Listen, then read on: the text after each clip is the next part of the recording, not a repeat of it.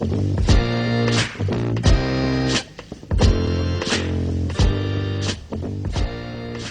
Tyler. I write Werst for FB Crew, and I've been writing for about 9 years now, and this is my story. I'd say about 4th grade, 5th grade. Both years, me and my brother would ride down the tracks every day to go to school, and then from there, it was like tracks was the main place for graffiti back then. That was in the middle of the PBS CSK battle, and those were the two biggest crews in Utah at the time, so like down tracks, it would change every day.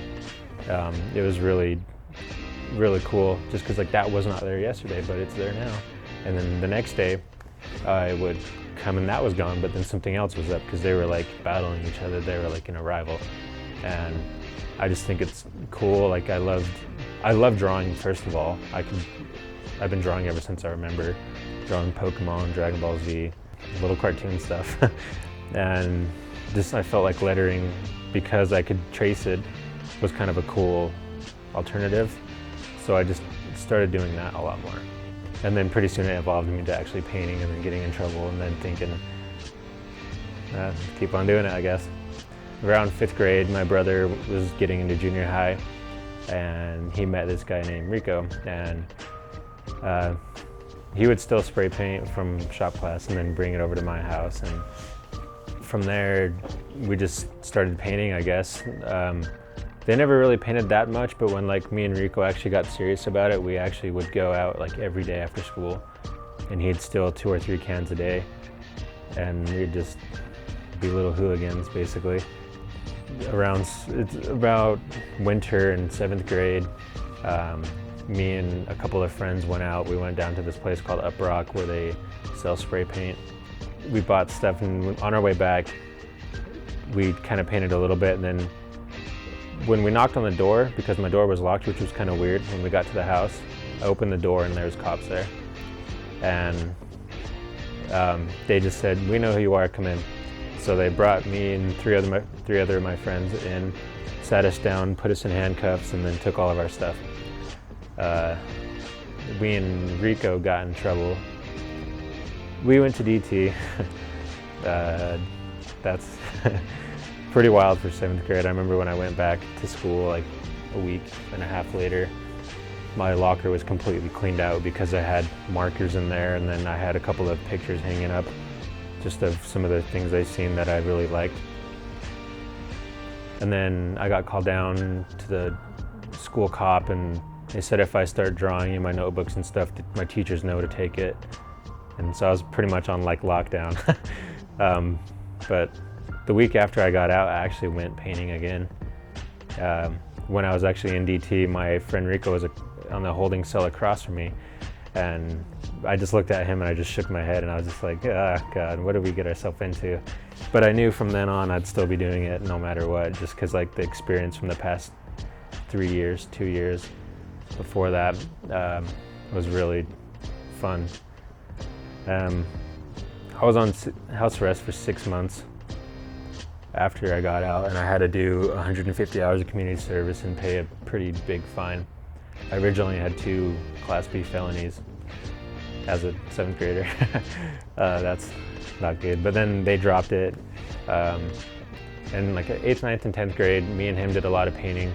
Got in almost trouble a lot. We almost got caught a couple times, but it never fazed us.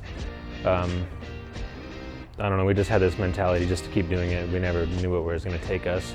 This crew from Arizona named FB, they asked me to be in charge of FB in Utah's area, because they've got people in Arizona, New Mexico, Nevada, California, Washington, and 1 person in New Jersey.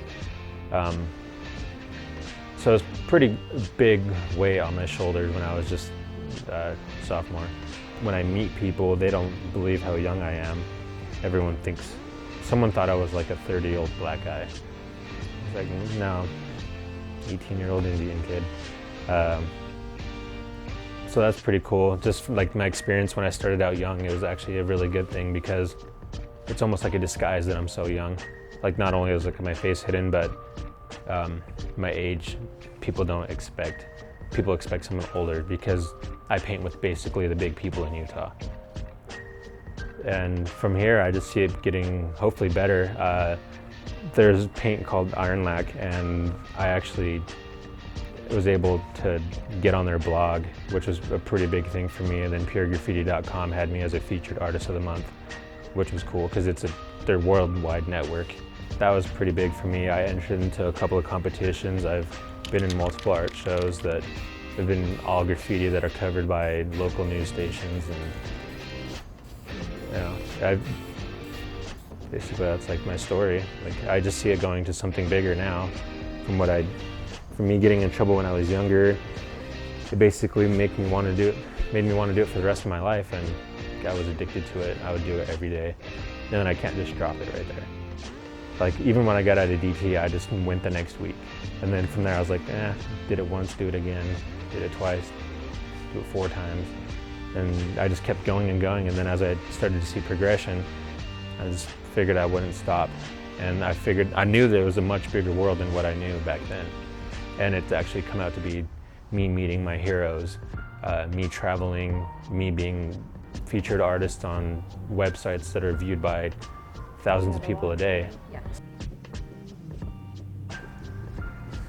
I've been doing graphs ever since I was 10 and plan on doing it till I die, basically. I'll be the old man in the wheelchair, the spray paint can tucked away and a marker in my hand, just kind of writing on stuff and arthritis, shaking.